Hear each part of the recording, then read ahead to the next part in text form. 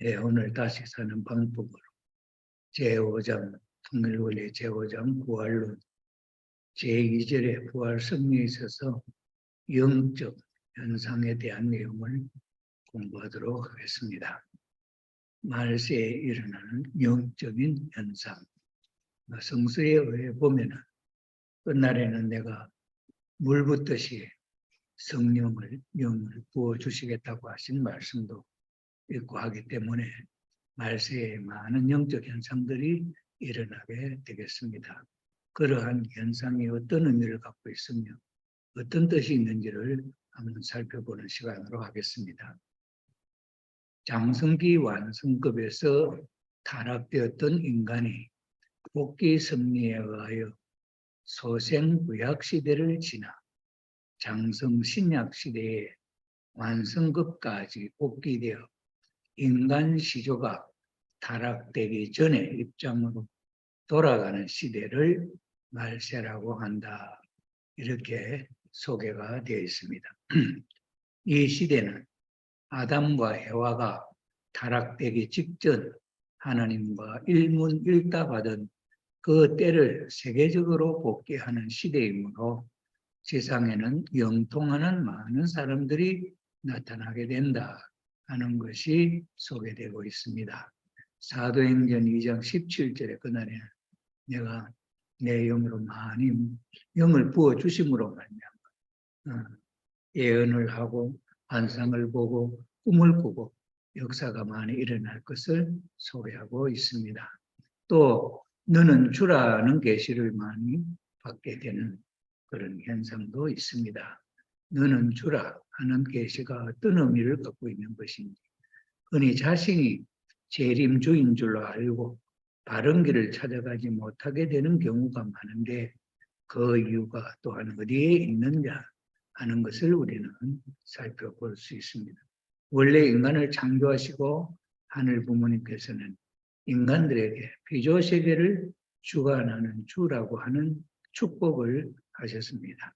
창세기 1장 28절에 보면 생육하고 번성하여 땅에 충만하라. 모든 만물을 다스리라. 하늘에 나는 공중에 나는 새와 바다의 고기와 그리고 육지의 모든 피조물을 다스리라. 그렇게 하신 이 내용을 하나님은 인간에게 주신 3대 축복이다. 이렇게 이야기를 합니다. 이런 입장에서 볼 때에 우리 인간은 피조세계의 중심이요 주인이다. 그런데 타락함으로 말미암아서 하나님이 주신 이 축복의 모든 내용을 다 잃어버렸습니다. 상실해버렸고 이것을 누가 사탄 마귀가 가져가는 이런 상태에 있죠. 그렇기 때문에 탄감복귀 섭리 역사를 통해서 인간은 중심인물은 아담 해와가 잃어버렸던 그 하나님의 축복 또 만물에 피조 만물에 있어서의 주인의 자격을 회복하게 된다고 한다면은 그 회복한 기준을 중심 삼고 우리는 하나님으로부터 주다 하는 계시를 받게 되는 것입니다. 이런 의미가 무슨 의미인지를 우리가 확실히 알지 못하면은 여기에 실수할 수가 있습니다. 타락인간이 복귀 섭리에 의하여 장성기 완성급까지 장성기 완성급은 아담과 해와가 성장해서 17세, 18세, 16, 17세 이 연령대에서 타락했다. 이렇게 원리에서는 소개를 하고 있습니다.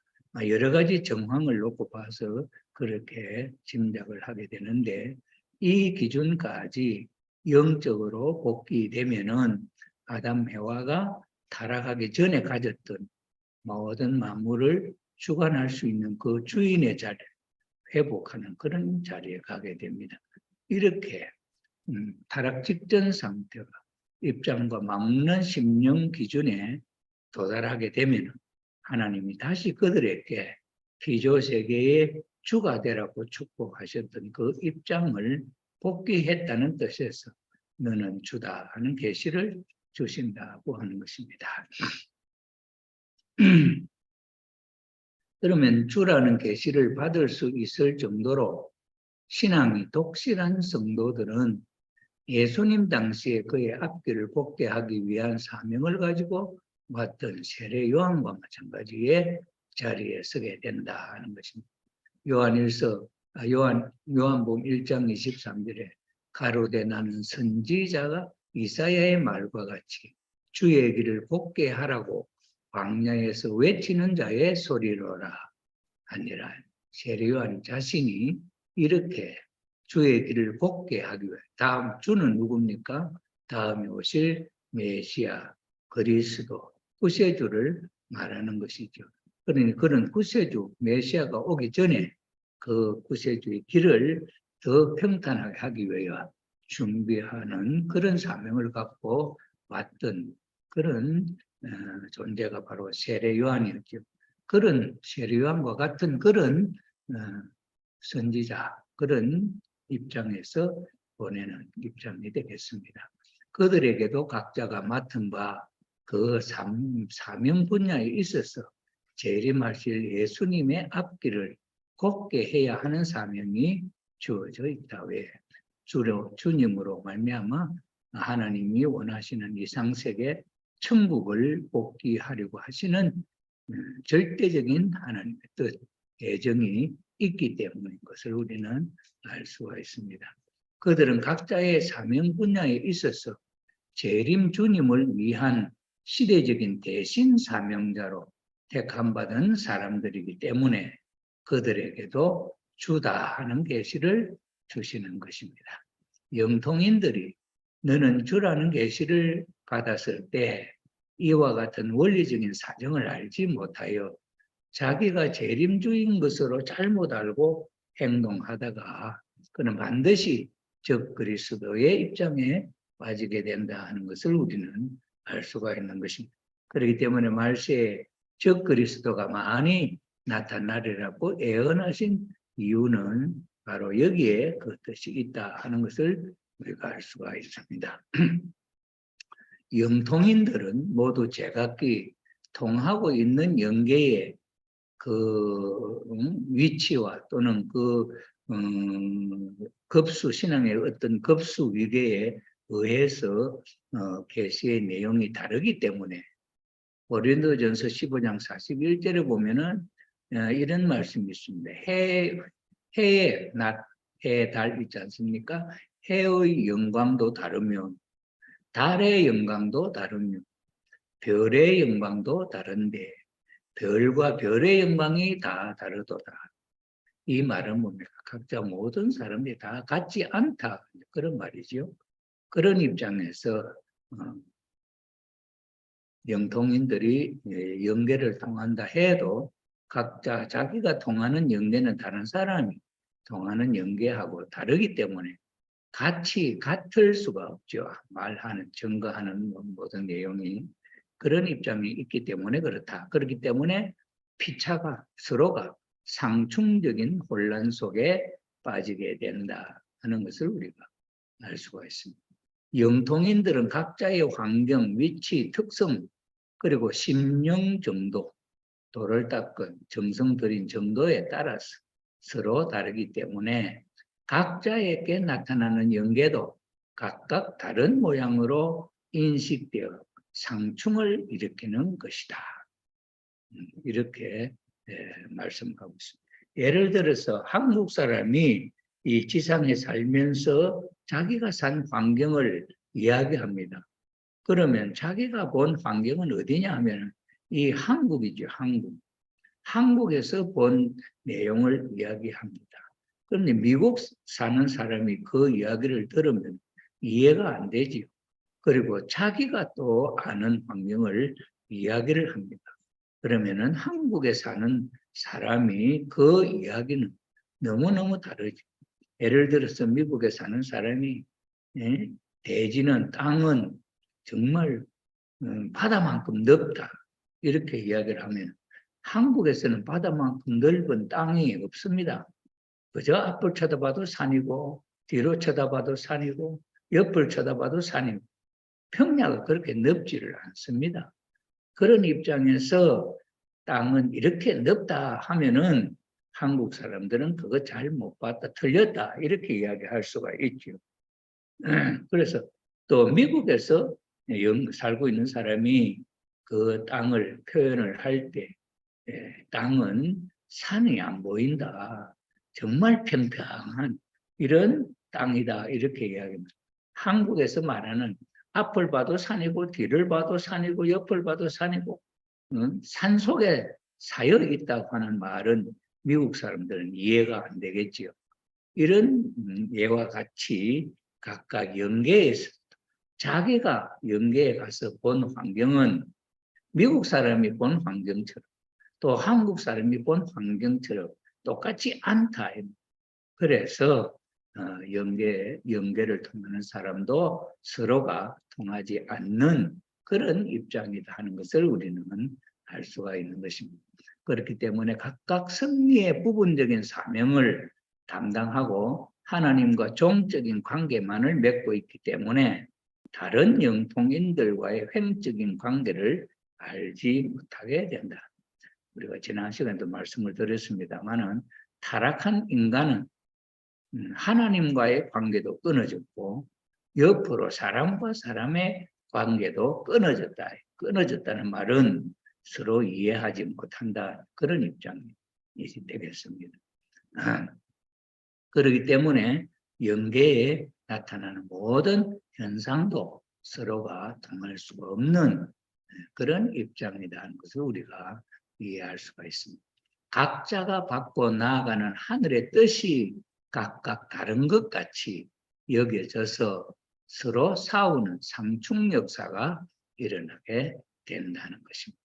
더욱이 하나님은 각자로 하여금 복귀 섭리의 목적을 달성케 함에 있어서 그들이 각자만큼 최선을 다할 수 있도록 격려하시기 위하여 이렇게 너가 제일이다 하는 계시를 주시기 때문에 횡적인 면에 있어서 상충을 면치 못하게 된다는 것입니다. 영계를 통하는 사람이 자기들이 본 영계는 다른 사람이 본 영계하고 다르다 이 말이죠. 마치 장님이 앞을 못 보는 장님이 코끼리를 서로 만져보면 코끼리가 어떻게 생겼는지 자기가 아는 만큼 자 한번 말해봐라 이렇게 하면 장님이 코끼리의 다리를 만진 사람 어떻게 표현을 하겠습니까? 다리는 기둥처럼 생겼다 이렇게 이야기하겠죠. 코끼리는 기둥처럼 생겼다 이렇게 이야기할 것이고 또 코끼리의 배를 만지는 사람은 코끼리는 벽처럼 생겼다 이렇게 이야기를 하겠죠. 왜? 자기가 만져서 보지는 못하고 만져서 느껴 아는 그 상황을 자기가 말하는 것이. 또 어떤 사람은 코끼리의 코를 만져서 코를 만져보니까 야 무슨 이 코끼리는 대롱같이 생겼다 이렇게 이야기를 할 수 있겠죠. 또 어떤 사람은 코끼리 귀를 만져서 귀를 만져보니까 아, 코끼리는 부채같이 생겼다 이렇게 각자가 자기가 본 내용을 소개하면은 장님은 다른 사람의 말은 믿을 수가 없죠. 자기가 만져본 것만 알기 때문에 이래서 서로 앞을 못 보는 장님들은 자기가 만져본 것이 맞다 이렇게 주장을 하기 때문에 옆에 사람과 서로 상충적인 입장에 처하게 된다. 그런데 만약에 눈 뜬 사람이 있다 한다면 마치 주님, 영계를 잘 아는 재림 주님이 이 땅에 오셔서 그 장님들이 본 영계에 대해서 소개를 할 때 이 재림 주님은 영계의 모든 입체적인 세계를 다 잘 알기 때문에 마치 코끼리를 눈 뜨고 본 사람이 그 코끼리를 다 알기 때문에 코끼리가 기둥같이 생겼다는 사람은 코끼리의 다리가 4개 있는데 자네는 코끼리의 다리를 만져봤기 때문에 코끼리가 기둥같이 생긴 거야. 그 다음에 코끼리 배를 만진 사람 코끼리에는 다리만 있는 것이 아니고 배도 있어. 그래서 이 사람은 배를 만졌기 때문에 코끼리가 마치 벽까지 그렇게 느껴진 거야. 또 어떤 사람은 코끼리의 코를 만진 사람은 코끼리의 코는 길쭉하게 생겨서 마치 대롱같이 그래서 이 부분을 만졌기 때문에 그래. 또 코끼리 귀를 만진 사람은 귀가 그렇게 생겼다. 그래서 이것 하나하나는 코끼리 전체의 몸의 한 부분인데 이걸 다 합치면은 코끼리의 모습이 드러나는 거야. 눈을 뜨고 보면은 그렇다. 눈을 뜨지 못하고 보면은 자기가 본 것밖에 모르지만은 전체적으로 보면은 코끼리는 네 다리가 있는데 그 다리는 기둥 같고 코끼리 코는 대롱 같고 코끼리 배는 벽같이 느껴지고 코끼리 귀는 부채같이 그렇게 느껴지는 것이다. 이렇게 확실하게 소개를 해주고 설명을 하면은 보지 못했던 사람이 옆에 사람이 본 것을 이해할 수가 있게 된다. 이 말이죠. 그래서 상충 역사는 주님이 오셔서 영계에 대한 내용을 확실하게 알 수 있도록 그렇게 하면은 이런 상충은 없어진다 하는 것이죠. 그래서 그러기 때문에 그가 맡은 부분적 사명 분야에 있어서 영통하는 사람은 특별히 하늘의 뜻을 중심 삼고 무언가 해야 할 사명이 있는 거지요.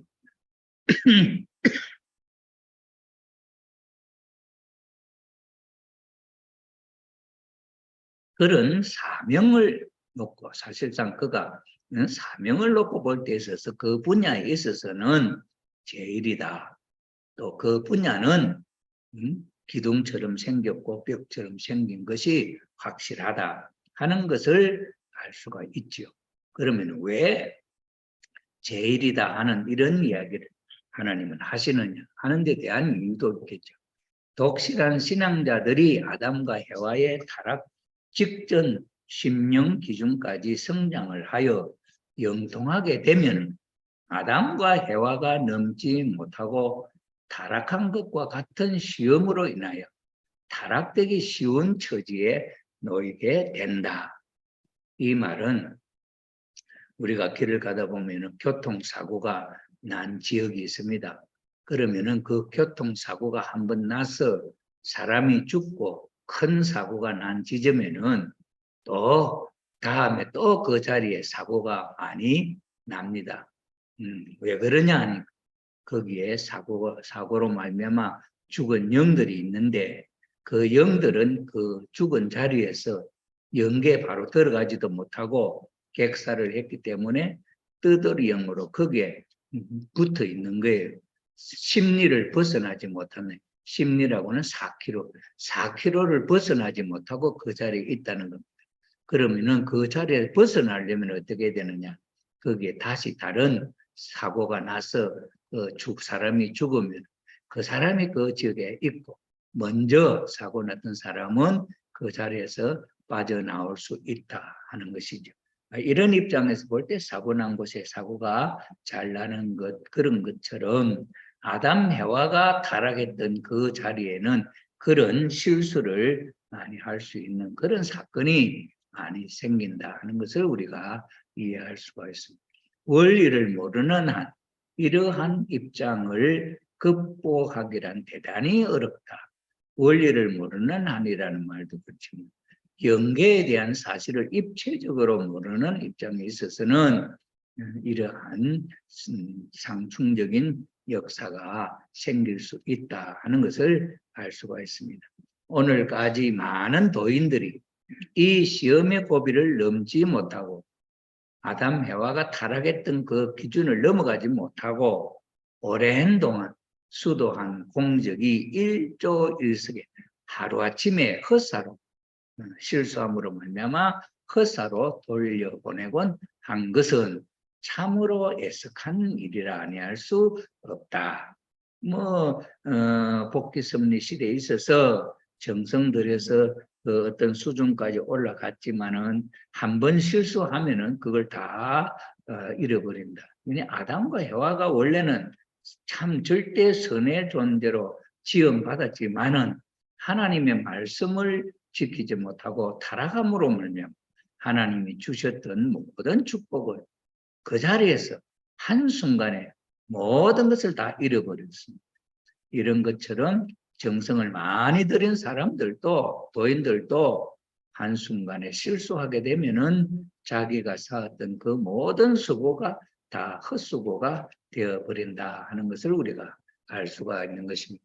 결국 역사의 종말기에 이르면 말세의 때가 되면 그들 각자의 사명이 모두 복귀 섭리의 동일한 목적을 위하여 하나님께로부터 분담되어진 것이었음을 다 함께 깨닫고 서로 횡적인 관계를 맺음으로써 하나로 결합하여 복귀 섭리의 전체적인 목적을 이루게 하시는 새로운 진리의 말씀을 주시게 되는 것이다. 이 새로운 진리의 말씀을 배우면 옆에 사람은 어떤 책임, 어떤 사명을 가지고 어떤 일을 하고 있느냐 하는 것을 이해할 수가 있다 이거죠. 그래서 그때 모든 영통인들은 자기 것만이 하나님의 뜻이라고 해온 고집을 버리고 보다 고차적이며 전체적인 진리의 말씀 앞에 나와 자기 자신의 섭리적인 사명과 위치를 바로 깨달아야만 행적인 상충에서 일어났던 지난날의 모든 혼란을 극복할 수 있는 동시에 각자가 걸어온 신앙 노전에 대한 유종의 미를 거두게 된다 하는 것입니다. 예를 들어서 여기 이제 도표로 우리가 표시를 한다고 한다면은 영통인들이 하면 영통은 영계를 통하는 사람이지요. 예를 들어서 이 A라는 사람은 영계는 무한히 넓은 세계거든요. 그런데 이 A라는 사람은 영계에 가보니까 마치 십자가와 같은 이런 모습으로 보였다 하면은 이 사람이 본 영계는 십자가와 같은 모양입니다.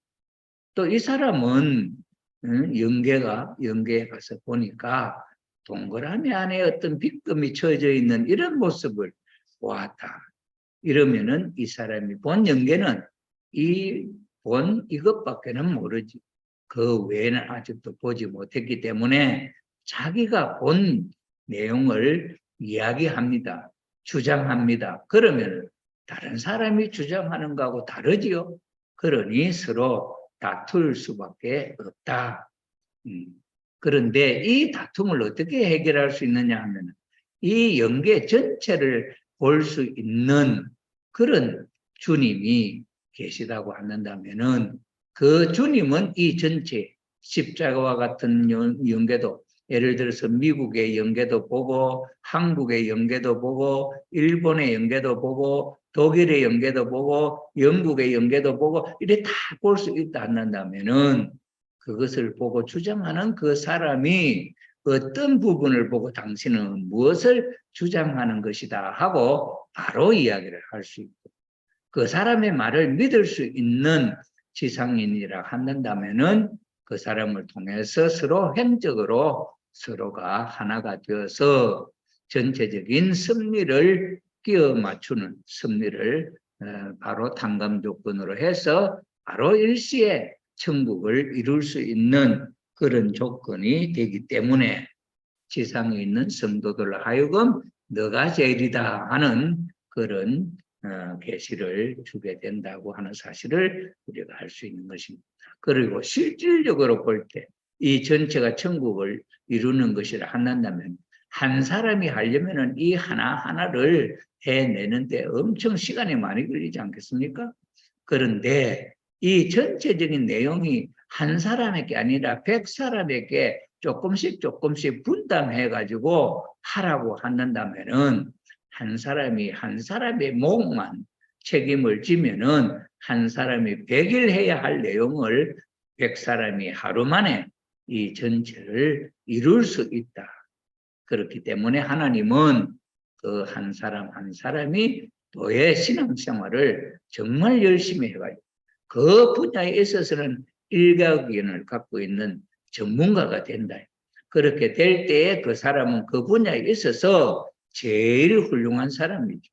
이와 마찬가지로 돌을 닦아서 한 부분을 깨닫는 사람에게 하나님은 너가 제일이다 하는 격려의 말씀을 주어가지고 전체적인 천국을 빨리 이루려고 하는 계획을 갖고 있는데, 각자 개인은 그런 하나님의 마음을 이해하지 못하면은 자기가 본 하늘을 가지고 내가 본 것이 진짜다 하고 서로 싸울 수밖에 없는 입장이다 하는 것을 우리가 이해할 수가 있겠습니다. 자, 그 다음에는 이제 첫째 부활이라고 하는 말이 나옵니다. 첫째 부활은 어떤 사람들이 참여하느냐 하니까 하나님의 복귀 섭리 역사가, 복귀 섭리 역사는 어떤 뜻입니까? 복귀라고 하는 것은 다시 돌아간다는 것이요. 섭리라는 말은 사람의 힘으로 되는 것이 아니고 하나님의 도움으로, 하나님에 의해서 되어지는 것을 섭리라 하는 거죠. 물에 빠진 자를 구원한다 하는데 그 물에 빠진 자를 구원하는 것은 자기 스스로는 못하잖아요. 물에 빠져서 밖으로 나올 수 없는 사람을 물에 빠졌다 한단 말이에요. 그러면 죄에 빠졌다 하면 죄에 빠져서 그 죄에서 스스로 벗어날 수 없는 사람, 죄에 빠진 사람. 그러면은 이 죄에 빠진 사람을 구해줄 사람은 어디에 있는 사람이냐? 그 물 속에 들어가서도 구해낼 수 있는 능력이 있는 사람. 물에 빠진 사람을 건져낼 때는 헤엄을 잘 쳐서 물에 들어가도 자기 스스로 또 다른 사람 한 사람을 데리고 나올 수 있는 능력이 있는 사람. 그 사람은 물에 빠진 사람을 구해줄 수 있는 그런 사람이 되지요. 그런 것처럼 복귀라고 하는 것도 자기 스스로 돌아갈 수 없는데 하나님에 의해서 돌아갈 수 있도록 도움을 주시죠. 이게 하나님의 섭리다. 무하는 섭리? 다시 복귀, 다시 돌아가는 섭리를 하신다. 그것이 역사. 오늘 하루만 된 게 아니고 하루하루에 하나님의 도와주는 그 역사가 쌓여서 한 달이 되면은 한 달 하나님이 인간을 도와준 그것의 기록이, 그게 역사죠. 한 달의 역사. 1년에 기록해 놓은 것이면 1년의 역사고, 10년의 기록을 적어 놓으면 10년의 역사고, 100년의 기록을 적어 놓으면 100년의 역사. 그렇죠? 한 개인의 사실을 적어 놓으면 가정 역사가, 한 종족, 민족의 기록을, 살아온 삶을 적어 놓으면 그게 민족 역사가 되잖아요. 그런 것처럼 하나님의 복귀 섭리 역사가, 다시 살리는, 다시 회복시키는 이 섭리가 시작된 이후, 시작은 언제부터 됐겠습니까? 아담 해와가 타락한 직후부터 하나님은 인류를 구원하는 섭리를 시작하셨습니다.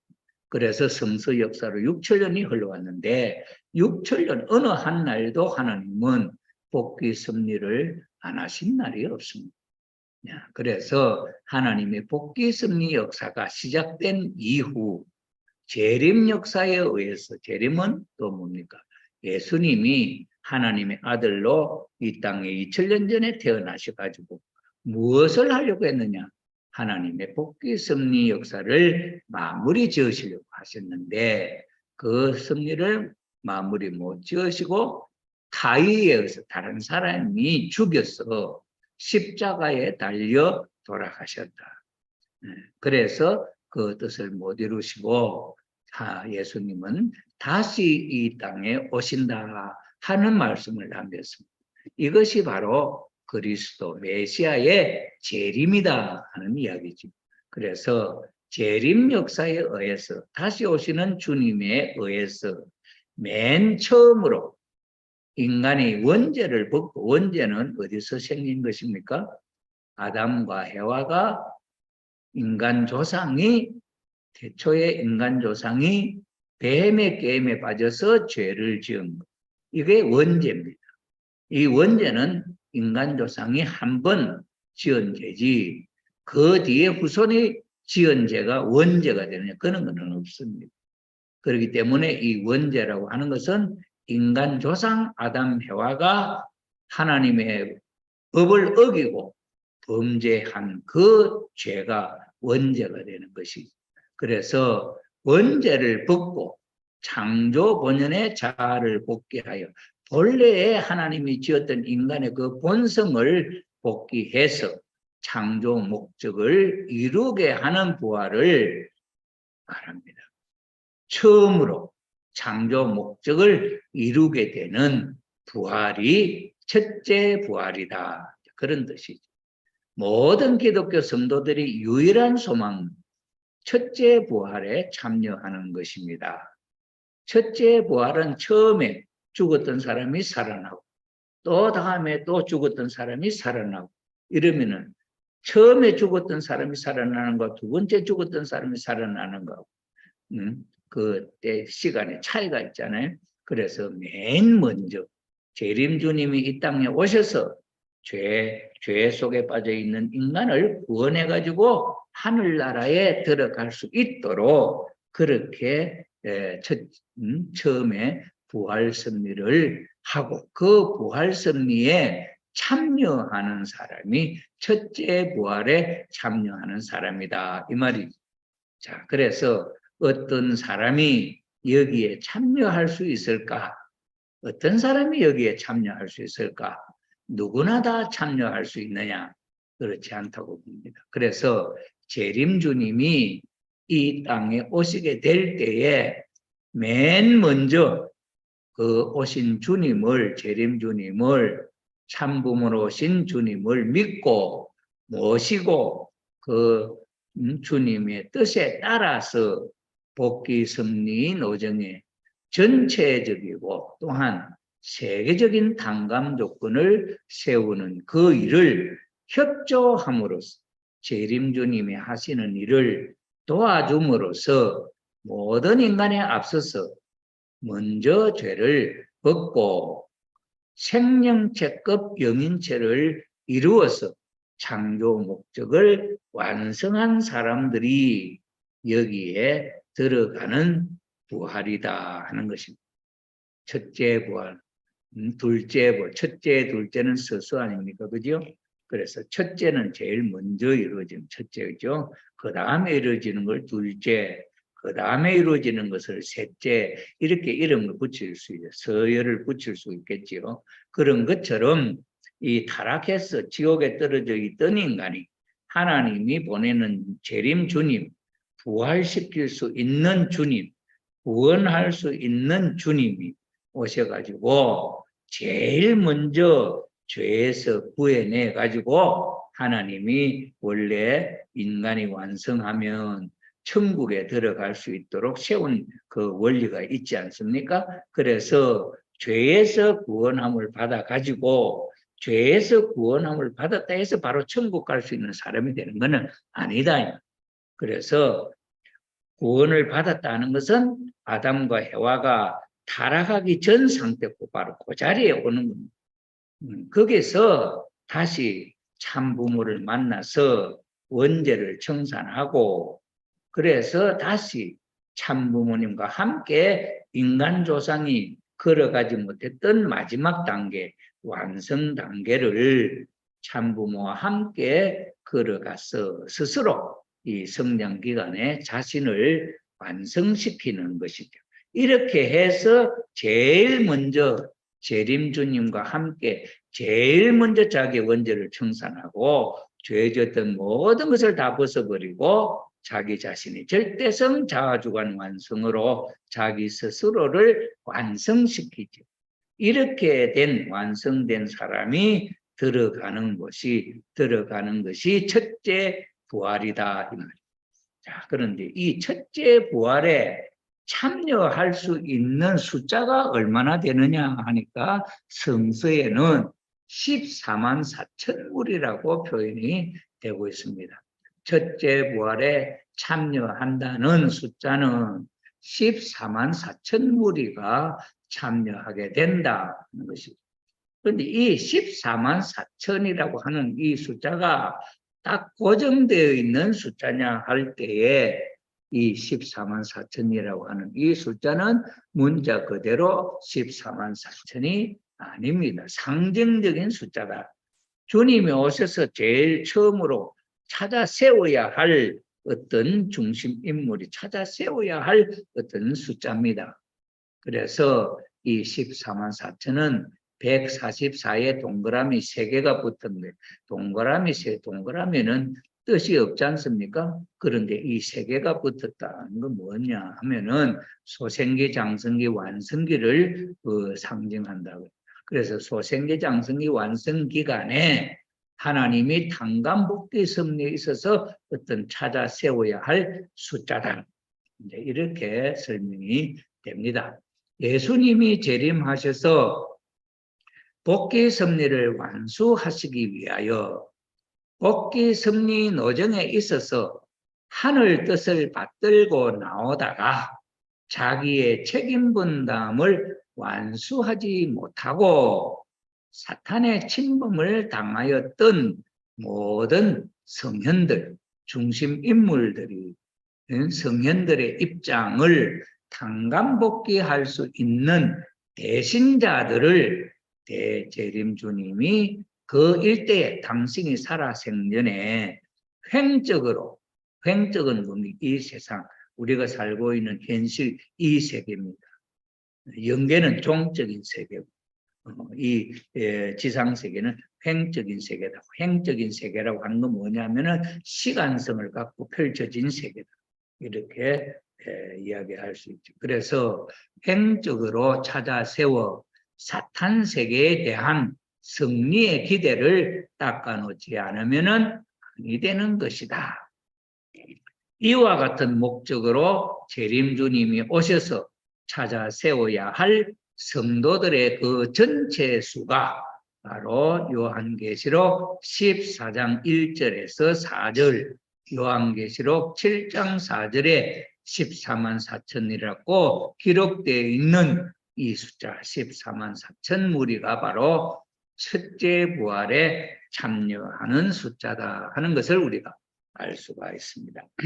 아직도 우리는 후편 복귀 원리를 배우지 않았기 때문에 아직도 그 성경 구절을 보지 못했습니다만은 아담이 타락한 이후에 두 번째 섭리의 중심 인물로 세워진 중심 인물이 누구냐 하면은 노아지요, 노아.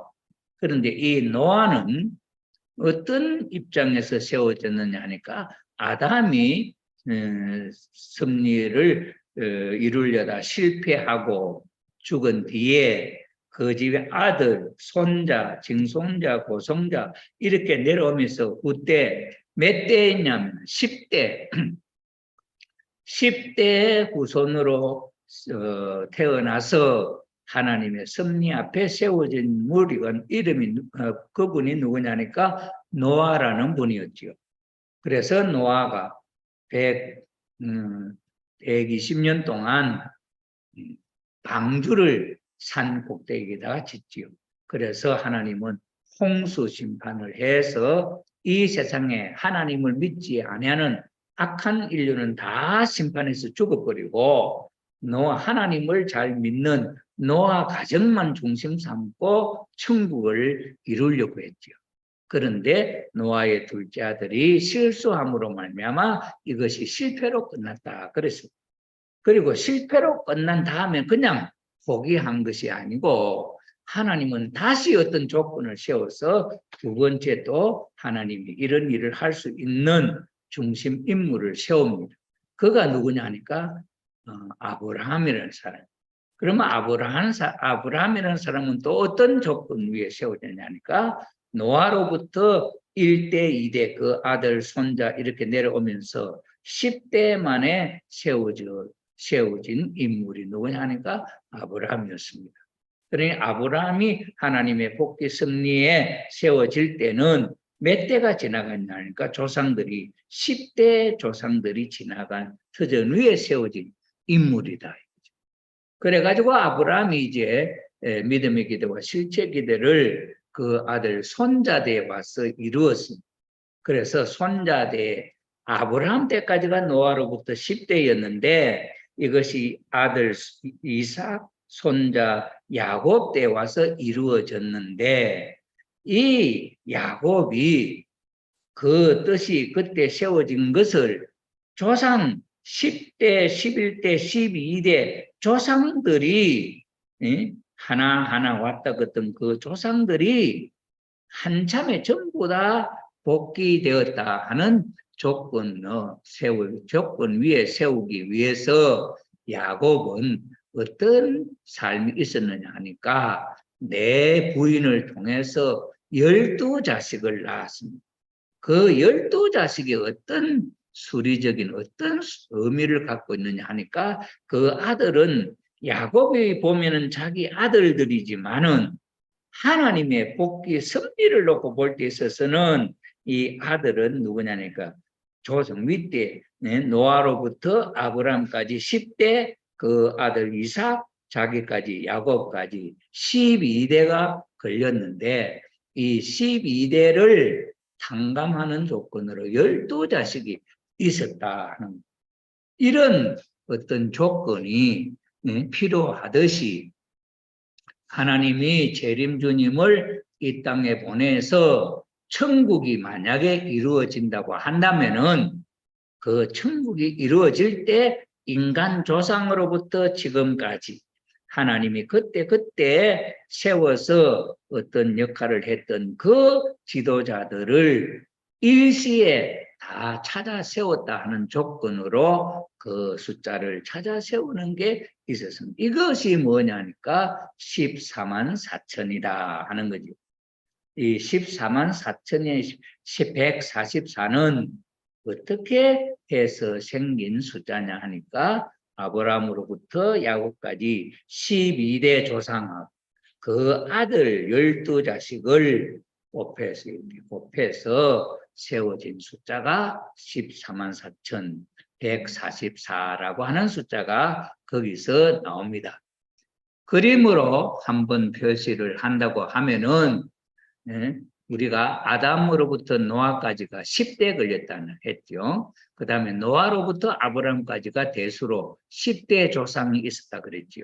그런데 아브라함 때 아담, 노아, 아브라함 때는 세 번째 하나님의 뜻을 이루어야 하는 그런 수리적인 내용이 있는데 아브라함이 재물 실수했던 것을 복귀하는 아들 이삭이 이게 더 큰 가중된 탕감도고 그래서 이삭이 아브라함 대신 입장에 세워졌고 이 이삭이 가인 아벨을 세워가지고 탕감복귀하는 역사가 가인 아벨이 있었던 것처럼 에서와 야곱이 있죠. 이 에서와 야곱이가 에서를 사랑으로 굴복시켜서 잃어버린 장자권을 복귀했다고 하는 이 복귀 섭리에 나타나 있는 스토리입니다. 여기서 야곱이가 승리했을 때 이 야곱이 12자식을 낳았다. 12자식. 왜 이 야곱 때 12자식이 필요했냐? 야곱이가 승리한 이 야곱이가 왜 12자식이 필요했냐 하면은 노아로부터 자기까지 거쳐간 조상들이 있어서 자기가 결과적으로 세워진 인물이기 때문에 이 12조상들을 다 찾아 세워야 하는 그런 조건이 있다. 그래서 이 12대 조상하고 여기 12자식하고 이 자식들이 조상들 한 조상 한 조상을 대신하는 입장에 세워졌기 때문에 12자식 더하기 12자식이면 24인데 12자식 곱하기 입체이기 때문에 곱하기를 해서 12자식 곱하기 12를 하니까 144가 나온 거예요. 거기에 소생기, 장성기, 완성기, 성장기간을 거쳐서 완성해야 되기 때문에 3단계 숫자, 이것은 상징적인 숫자입니다. 그래서 144가 실수고 여기에 동그라미가 하나 붙을 수도 있고 안 붙을 수도 있고 10개 붙을 수도 있고 이것은 확정된 것이 아니고 그때 찾아야 할 숫자가 이러한 뜻을 갖고 있는 숫자가 있었다 하는 것을 우리는 알 수 있는 겁니다. 그래서 아담 조상으로부터 재림주님 이 땅에 오시기까지 6천년 역사에 하나님의 이와 같은 복귀 섭리의 한 뜻을 담당했던 인물들이 있지요. 이 인물들을 천국이 이루어지는 마지막 모든 과거에 실수했던 실패했던 이 역사를 총체적으로 탕감해서 이제 천국을 실체화시킬 때 있어서 이 재림 주님이 종적으로 왔다 갈 때에 그때 중심 인물로 세워졌던 숫자, 인물의 숫자를 횡적으로 찾아 세워야 할 숫자가 14만 4천 무리다 하는 것을 알 수가 있는 것입니다. 그래서 14만 4천 무리에 대한 뜻을 우리가 모르면은 요새 사이비 종교, 사이비 종교가 이 14만 4천 무리를 가지고 끝날이 되면은 이제 심판이 일어나는데 이 14만 4천 무리에 들어가면은 심판을 안 받고 산다. 이렇게 해서 전도를 하는 그런 신흥 종교들도 있습니다. 그러면서 심판이 때가 이르렀다. 그러면서 심판받을 때에 너 재산은 사탄 것으로 다 세상의 심판을 받게 되니까 그 재산을 팔아가지고 이 교회에 갖고 오너라. 그러면은 하늘나라에 너 재산이 모아진다.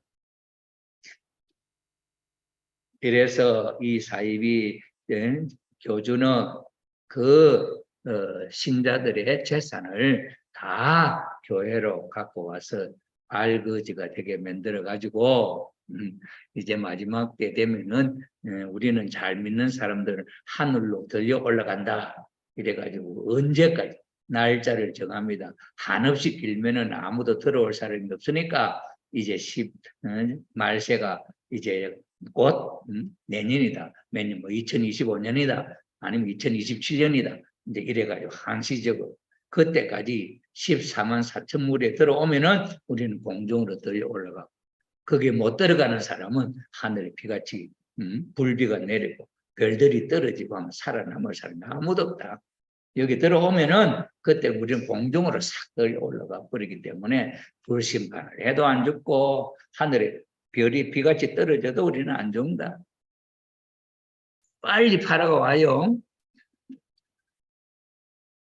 네, 이것이 오늘 이 현재 참 어리석은 사람들을 미혹하는 그렇게도 설명할 수 있는 숫자로 남아진 내용인데 통일 원리를 가지고 상관복귀 원리를 가지고 이것을 살펴보니까 이런 의미가 있었다. 그 구체적인 예가 야곱의 12자식, 한 여인이 12자식을 못 낳으니까 야곱이가 원래 좋아하는 사랑했던 부인이 라헬이네, 라헬. 그런데 7년 동안 종살이하고 결혼을 외삼촌 딸하고 결혼을 하기로 했는데 외삼촌이 야곱을 데리고 살아보니까 재산이 잘 불어나고 막 부자가 되거든. 그러니까 이 야곱을 더 데리고 살고 싶어. 그래서 결혼을 하려고 할 때 그때 야곱이가 좋아하는 섹시를 안 주고 언니가 있었는데 그 언니를 주었단 말이야. 그래 첫날 밤 지나고 보니까 섹시가 바뀌었다. 그래 왜 이래 됐냐 하니까 우리 이스라엘 풍습에 언니를 놔도 동생이 시집가는 먼저 시집가는 법이 없기 때문에 그랬다. 그러니 너가 꼭 이 라헬을 부인으로 맞이하고 싶거들랑 7년 더 종살해라. 이렇게 조건을 했어. 그래가지고 야곱은 그럼 좋다. 그렇게 할 테니까 결혼부터 먼저 시켜두라. 우리 외삼촌이 자꾸 속이고 거짓말 하니까. 그래가지고 그럼 내가 7년 살겠다. 이래가지고 두 부인을 얻어서 이제 사는데 자기가 좋아하는 라헬이 아기를 못 낳는 거야. 그래가지고는 언니는 아들을 넷이나 낳는데 자기는 아기를 못 낳으니까 자기가 데리고 있는 몸종을 남편에게 줘가지고 아들 낳으면 자기 아들같이 양자로 삼으려고 그렇게 계획을 했습니다. 그래가지고는 종을 주어서 신랑을 뺏어가니까 언니가 가만 보니까 저 동생이 저 깨를 부려갖고 첩을 줘가지고 신랑 마음을 살라고 하는 것 같거든.